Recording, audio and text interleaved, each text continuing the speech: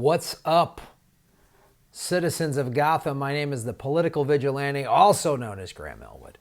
Huge Batman fan. That's why I call this a Political Vigilante. That's why I say make Gotham great again, because I like Batman, and I want all of you to be political vigilantes out there doing your own research, making changes in your community. That's what this show is all about.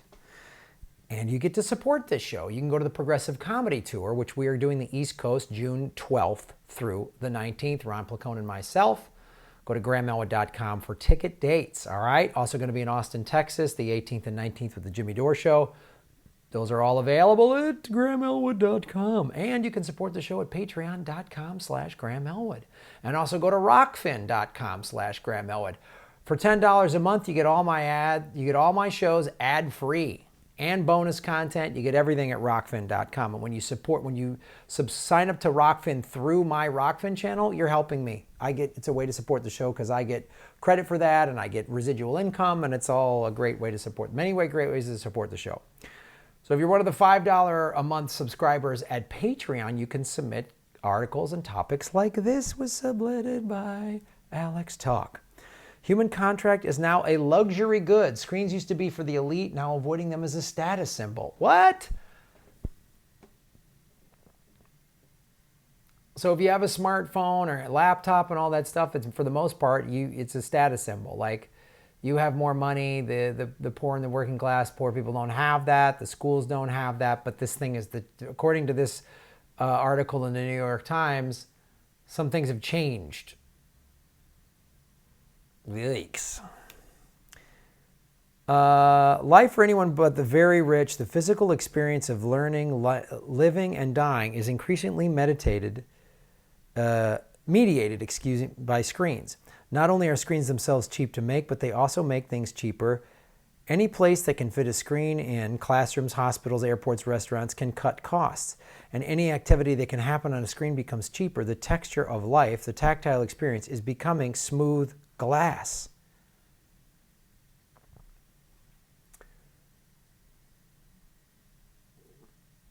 So they're putting screens because they don't want to pay teachers, they don't want to pay anybody. So then having an actual human come in and work or teach you or anything like that, that's only going to be for the luxury elite. Thanks, Silicon Valley. You're doing good stuff. So the rich don't live like this. The rich have grown afraid of screens. They want their children to play with blocks, and tech-free private schools are booming. I didn't know this was a thing. Where they're the most popular? Silicon Valley. So Silicon Valley people don't want their kids growing up with too many screens. They got no problem making a profit from it. They got no problem pilfering the earth. They got no problem flying around in private jets. They got no problem being unelected tech billionaires that are determining our First Amendment rights. They're determining who gets to be on Facebook and Twitter and who doesn't. They can kick off anyone that doesn't fit their narrative. A pro-Palestinian Facebook page gets kicked off, but a pro-Israeli page doesn't. Because even if the Israeli page is like, yeah, let's go kill all the Muslims, it's okay. You got to keep them both on, or you got to kick them both off? Humans are more expensive, and rich people are willing and able to pay for them. Conspicuous human interaction, living without a phone for a day, quitting social networks, and not answering email has become a status symbol.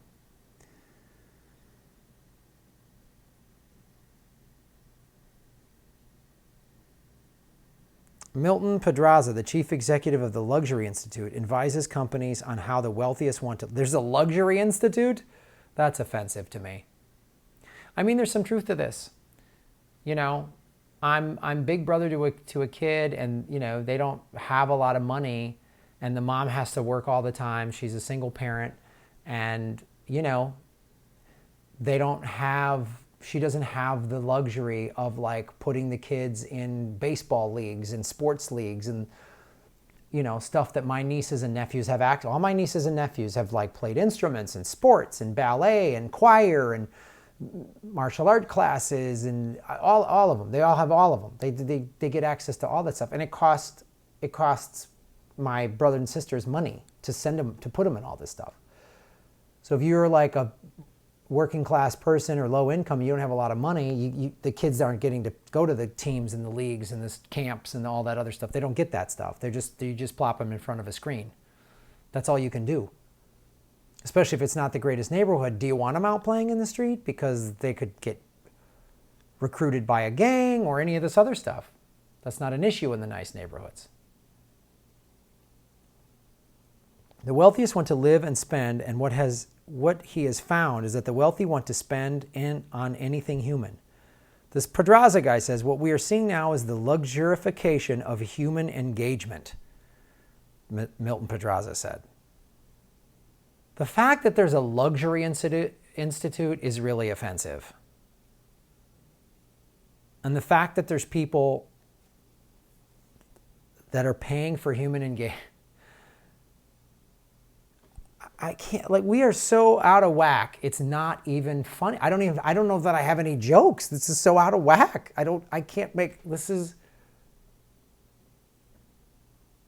I mean, me personally, I obviously spend a fair amount of time on YouTube, and I spend time on social media. That's where I get some of my articles and interact with people, and I promote tour dates and these videos I promote and stuff like that. But then I also spend time, like I went surfing earlier today. And you know what I don't have on a surfboard? I don't have a screen or a laptop or anything like that. But I have the luxury of being able to do that. So this is going to be a new class thing. If you get to play outside and interact with humans, that's going to be for the rich. Jesus Christ. Who are the clients at the Luxury Institute? Oh, a tech company. Look at that. Luxury car, Hilton, Fresh, Yorks, Net, the Porter Group. Don't even know what those rich guys do. Carlisle, I'm sure they're evil. Gucci.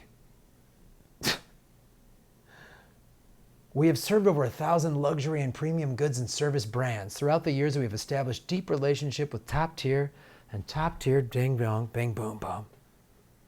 Rich person, richy.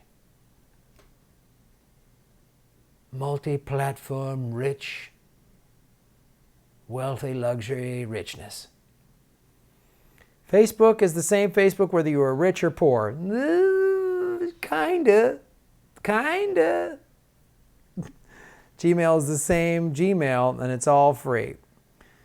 Yeah, Google's the same for everybody. YouTube's the same for everybody. Unless you're an independent progressive journalist like this show, then you have videos demonetized when you talk about war, Yemen, or you hold Saudi Arabia or Israel accountable for their warlike behavior, or the American empire for killing people, or you mention Iraq or Afghanistan in any of the titles of your videos, then you get demonetized. So it's not equal for everybody. It's not. I would probably have 40,000 subscribers to this channel if I had been continually throttled by YouTube over the last year and a half, without a doubt. It says I've picked up 2,000 new subscribers in the last month, but I don't have 22 or 23,000 subscribers. I have 20,400. So that means they're unsubscribing a lot of people too. So the net gain is only about 400 or 500 when it should be 2,000. I should just be stacking it up and stacking it up. So it's not fair. It's not fair for everybody. And studies show that time on these advertising support platforms is unhealthy. It all starts to seem déclassé, like drinking soda or smoking cigarettes, which wealthy people do less than poor people. Oh, because they could just pay someone to smoke a cigarette for them and then blow the smoke into their mouth while they sit on a chaise lounge and have grapes put between their toes.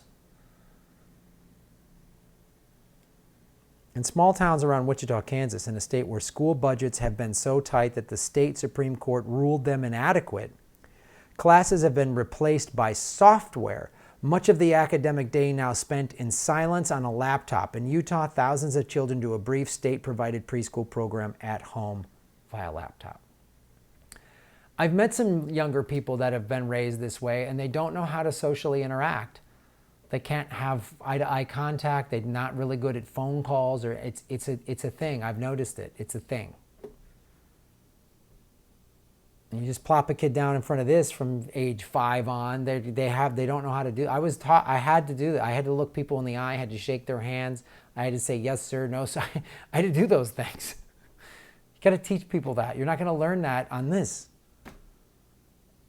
There's cool stuff on the internet. I get to do this live chat every Sunday, but then I always go surfing before it. You got to go outside, see art, go to a museum. If you don't have access to those things, man, that's a bummer. Try to start a museum. I don't know what to tell you if you don't have access to that stuff. All the more reason to vote for progressives and socialists and get them in there. In Silicon Valley, time on screens is increasingly seen as unhealthy. They don't have a problem selling them to you and determining who gets to say what without any congressional vote at all. Here, the popular elementary school is the local Waldorf school. Boy, that doesn't sound like a rich kid school, which promises a back-to-nature, nearly screen-free education. So as wealthy kids are growing up with less screen time, poor kids are growing up with more. How comfortable someone is with human engagement could become the new class marker. And the working class, poorer people are easier to control than if we just have them sucked in on screens. Because one of the things you learn when you go out and you interact with, you learn free thinking, you learn interchange of ideas, you learn creative and expansive thinking, and maybe you learn that like this. But they got rid of net neutrality, so then they can control what's in front of your kid's face.